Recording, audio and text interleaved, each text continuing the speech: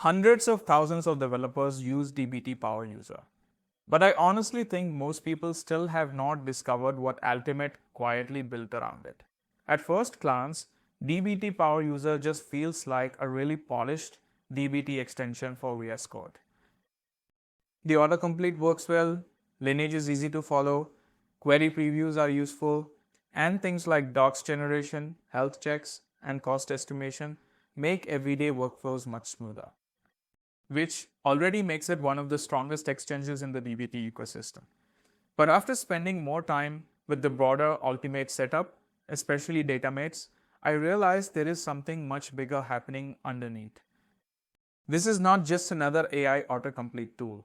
The whole setup is becoming much more agentic. You can connect Jira, GitHub, Snowflake, BigQuery, dbt projects, internal documentation, and workflows directly inside the editor. And that changes the experience completely. The AI is no longer just helping write SQL.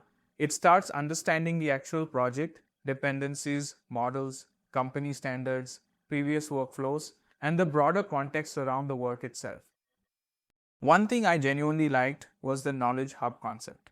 Teams can plug in internal docs and company best practices, so the AI behaves more like an actual teammate instead of giving random internet-style answers. There is also memory support built into the workflow, which makes the whole experience feel much more contextual over time. Another feature that stood out to me was the PySpark to dbt migration flow.